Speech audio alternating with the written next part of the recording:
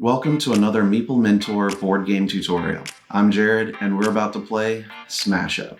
Let's take a look. I'll show you how. And I'll be covering all the advanced rules added to the game through the various expansions through the years. You can follow along with your copy of the game. Make sure to like and subscribe below the video so you don't miss any of my latest content.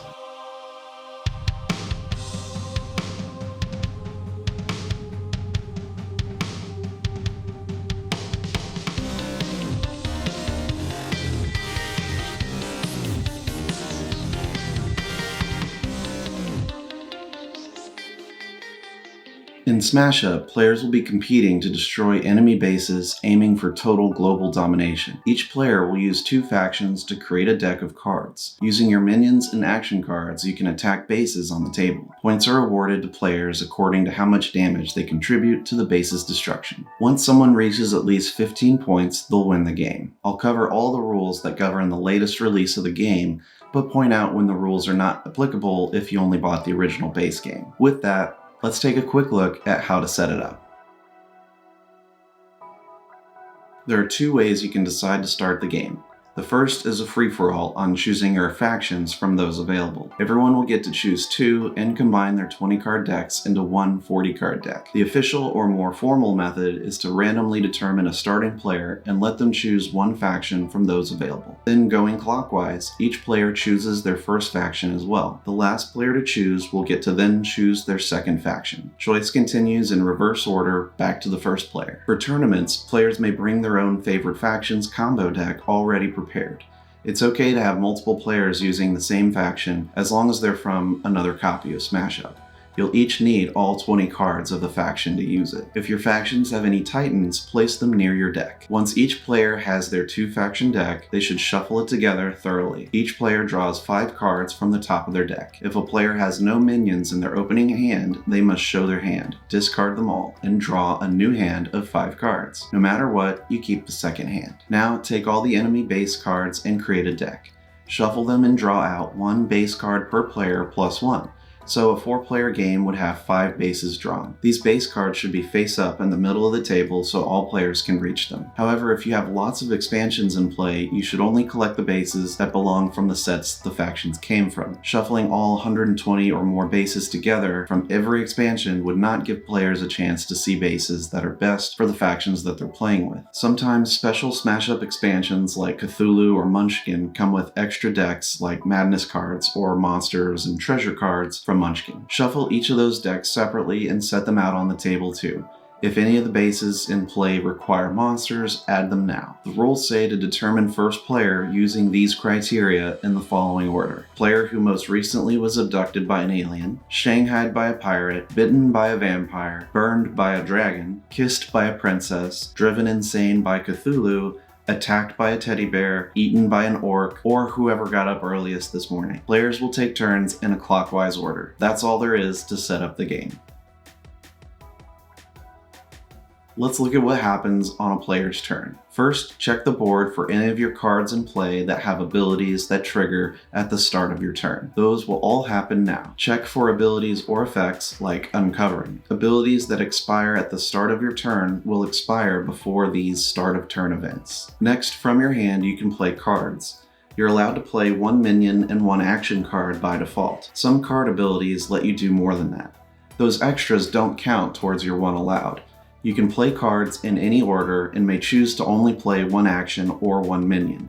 You're not required to play cards at all. This is also the phase you can play Titan cards, but those are found in expansions like Big in Japan and the Titan Event Kit. I'll cover Titans more in a bit. Playing a minion card means you choose a base and place the card from your hand beside the base. Then do what the card's ability says. There are some cards with specials that may not happen immediately. To play an action card, show the card and read the text in the ability section. Do what it says, then discard it. Some actions have ongoing abilities and may then stay on the table in front of you until they've completed their action. Anytime you discard a card, put it face up in a discard pile next to your draw deck. Sometimes actions and minions have abilities labeled as a talent. They can only be used once during this phase of your turn, and if any ability says on your turn, they would be used now. After you finish playing your cards, you should check if any bases qualify to be destroyed.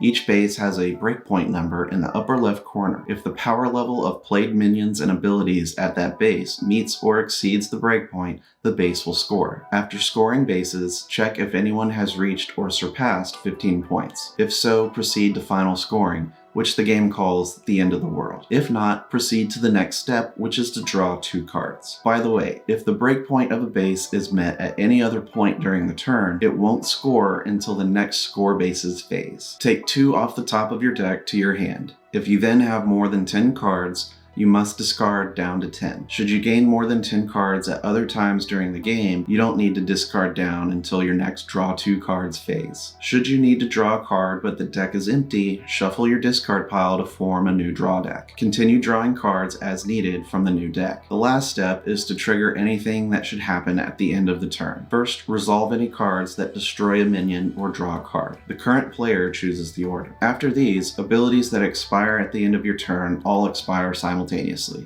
Then check again if anyone has 15 or more points to win the game. Otherwise, your turn is done. Play passes to the next player on the left.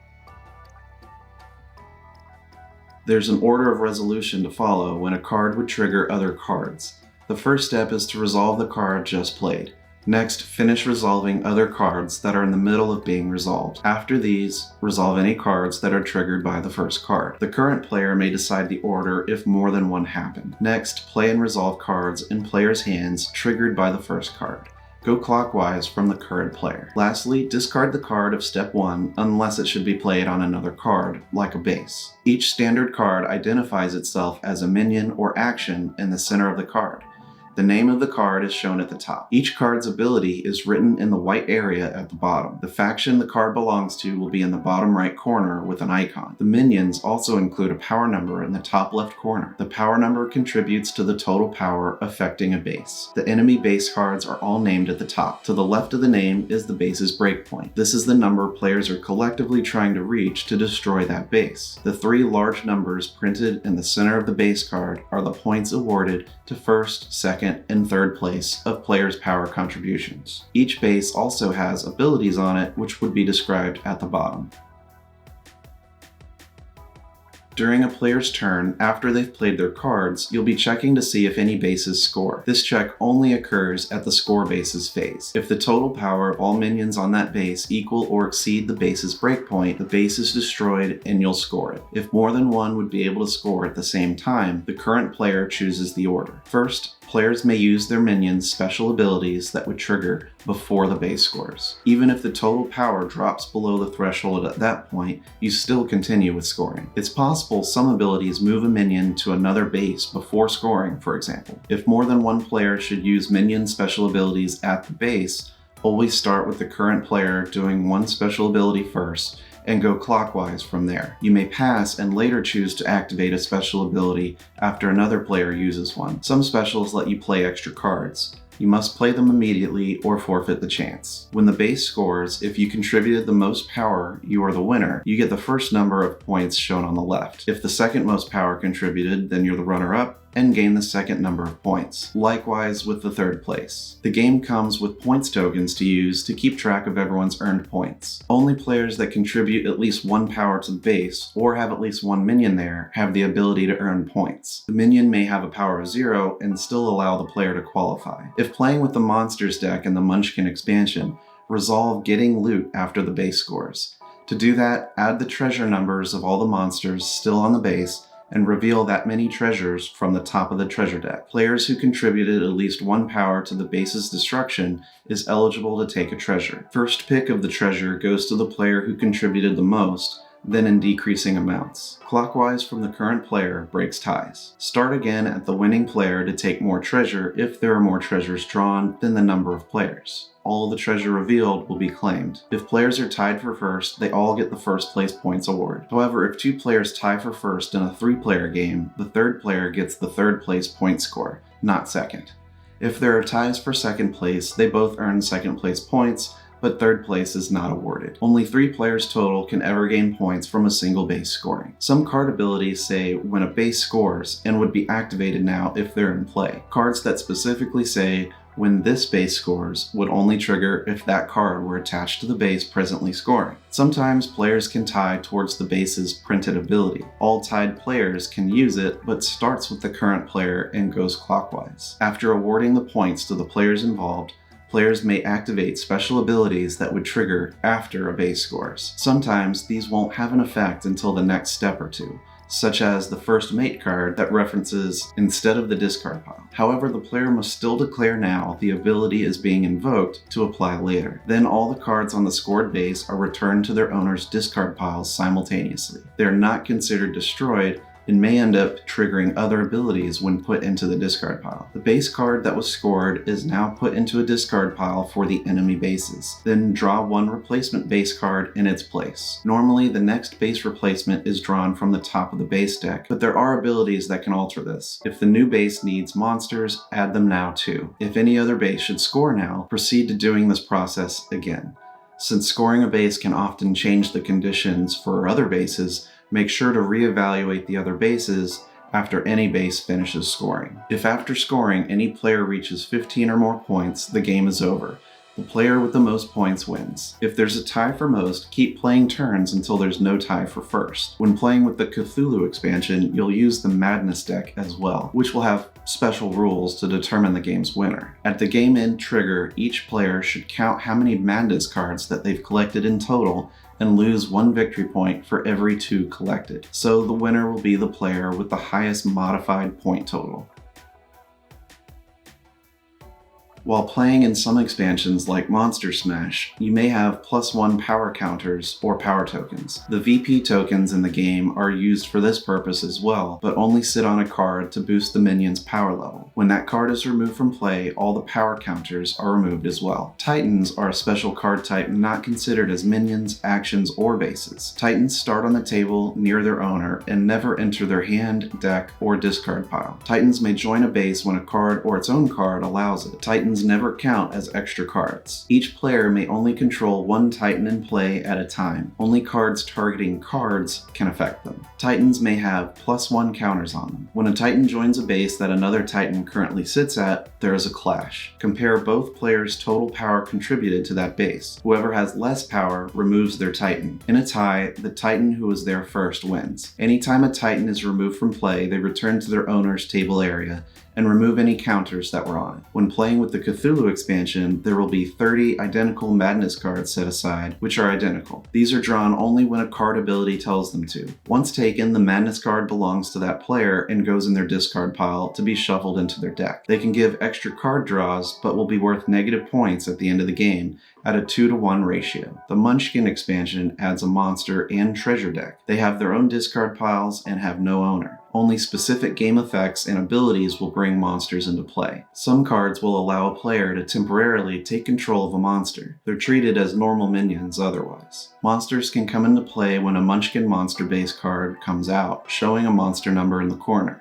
Draw that many and play them on the base. The monster's abilities will trigger when played like this. The monsters have a power level but do not contribute to the breakpoint of the base.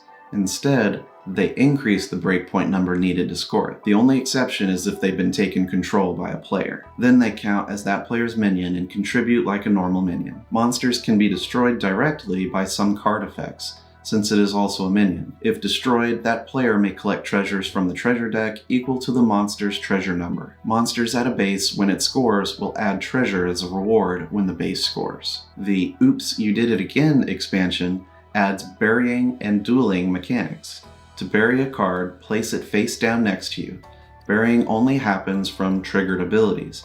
The buried card may not be targeted by named card types. However, they may be affected by abilities that simply target cards. The owner may look at buried cards at any time, but only one at a time, not mixing them up. At the start of their turn, a player may uncover one of their buried cards. Uncovering them means to play it like an extra card that turn, as if from their hand. If it cannot be played due to the card's text, discard it instead. Any counters on it are removed before uncovering. A duel is between 2 minions of opposing owners. Each player gets to choose and place 1 card face down. Reveal the cards and resolve it normally, starting with the challenger. Whoever's minion has the highest power after the duel wins it. The rewards of winning are specified by the card that started the duel. Playing a dueling card face down is optional, but the challenger should make the first move. Dueling cards being used cannot be targeted and are not considered in play. Only one duel can happen at a time. As most of the game has to do with what is written on the cards, I'll go over special terms used on them. That's an easier task than explaining every card in the game. This is a great place to note that Smash Up has had many expansions released. Each expansion adds new factions you can use to build your deck. The combinations really become endless. These are the standard terms you'll find that may need some explanation. Every turn you can play an action card and a minion card as part of Step 2, or additionally play more as part of a card's ability. A card's ability happens when you play it. Every card you play is controlled by you, save for certain exceptions. It is possible to gain control of a card, which now means it's as if that player had played it. When removed from play, it goes back to the original owner's discard pile. To move a minion or Titan card, you move it from one base location to another. Minions and Titan's abilities will not trigger again by moving them. Their power will only affect the base it's attached to. Moving cards around already on the table do not count as being played. As such, their abilities won't trigger. To return a card means the card goes back where it came from. If a card is returned from a base, any attachments that were on it are placed in the owner's hand. When you discard a card, it goes directly to the discard pile of the owner of the deck it came from, no matter who played or controlled it. Discard piles are kept next to their deck face up. When a card says to destroy another card, put the targeted destroyed card back to its owner's discard pile. The card is affected if it is moved, transferred, returned, shuffled, placed, destroyed, changed in power or controller, has its ability canceled, or has an action attached to it. This is not the same thing as playing the card, since a card only counts as being played when placed on a base from a player's hand. Normally, after a card is played, their ability triggers once and they're done, but ongoing abilities are active for as long as they're in play in the game. These may not work from a player's hand, deck, or discard pile. When a card's ability says you may play an extra of a minion or action card, it allows you to play more than the standard one minion and one action card. It's in addition to the two you normally are allowed. You are allowed to play cards in any order, so you don't have to play the extra card granted to you immediately. Since card abilities normally happen as soon as they're played, special abilities are different. They're, well, special. These abilities happen in unusual ways or under certain circumstances. Each card's special ability describes how it can be used. Make sure you read the special abilities of every card on the table and in your hand. If a special ability causes you to play a card on your turn, it would be considered like an extra card and not count towards one of your freely allotted cards to play that turn. A standard action does its job and leaves. It will not say play on a base or play on a minion. This is an ability that the card may use once per turn of each of its controller's turns. Using these is optional but must be done during the play cards phase. Cards in the box are out of the game entirely. They're treated as though they don't exist in the game being played. Whenever there is conflict with the rulebook and the card's text, the card always wins. If two cards conflict with each other, the card that says you can't do something trumps the one that says you can. When multiple effects would happen simultaneously, the active player gets to decide the order. You are allowed to play a card even when you can't perform its ability, such as destroying a minion card when there are no minions in play. However, you must follow the card's ability if able, even if it's not good for you. When a card says you may do something, then you are allowed to choose. When a card's text says any number, you may also choose 0. Likewise, you can play a card if it targets all of something, even if there are none available. Whenever you have extra minions or actions allowed to you by a base being scored, you must play them immediately or not at all. Unless stated otherwise, the effects of an ability expire at the end of the turn. When reducing power, base breakpoints, and victory point rewards, they may never go below 0. Also, anyone can look through anyone's discard pile at any time. It's public information. After searching for a card in your deck, you must reveal it to other players and then shuffle your deck. When a played card is removed or returned to the hand, deck, or discard pile, it should always go to the owner, not the one currently controlling it. There are a ton of factions in Smash Up. You can add many new factions to your collection through Smash Up expansion boxes. However, if you buy only the base game, you start with 8 possible factions. Some of them have cards with outdated text or clarifications, which I'll correct here. For more factions and errata, Check the latest printings rulebook. Yes, aliens. This faction involves putting opponents' minion cards back in their hand and switching out base cards. They can be frustrating to play against. The collector card should have its text changed so as not to allow it to return other collectors. Also, the terraforming action card should not discard minions from the original base. The invader card should not lose victory points it gave you if it is destroyed. Dinosaurs with lasers. Enough said. The card Tooth and Claw and Guns should have a revision and now read, if another player's ability would affect this minion, destroy this card and the ability does not affect this minion for the rest of the turn. The augmentation card's effects last until the end of your next turn if played during another player's turn, and it only affects minions currently in play and not added later in the turn. With the Rampage card, use the minion's current power. If the power changes later in the turn, the breakpoint doesn't change further. The War Raptor's power is 2 while in your hand and only a 3 when on a base. The Wildlife Preserve card discards any actions controlled by other players that have been played on your minions. The Ninja faction is very sneaky, as you might expect. They move quickly, and usually at the last second. With the Disguise card, you must both return the minion and play the extra minion, and may not choose to do only one. The extra minion must be played immediately. The Infiltrate card lets you ignore the base's ability, but other players do not. The Ninja Acolyte card refers to the first minion played during your play card's phase, not ones that could have played at the start of your turn. Pirates will easily get to move around from base to base, as they ride their pirate ships from port to port. The Dinghy card can move the minions to different bases. It doesn't have to be the same one. The First Mate card's ability triggers each time its attached base scores, which could happen multiple times in the turn. It cannot move to the base that replaces the scored base. Full Sail works the same. The Powder Keg clarifies if you choose a minion that's immune to destruction, the other minions are still destroyed. Sea Dogs is clarified that all the minions must start at the same base and move to the same base. The Swashbuckling card's effects only apply to minions currently in play, not ones played later in the round. Robots have taken over their own production line and produce even more robots, some highly specialized and some huge ones. The Hoverbot card's clarification is you must play or return the minion immediately. The Microbot Alpha card should also consider non-Microbot minions as Microbots, in addition to being their original selves. It applies to minions in play, not in the hand or discard pile. The Microbot Fixer card works in that if both fixers are in play, each Microbot has +2 power, including both fixers. Little guys with a lot of pranks and devious hijinks.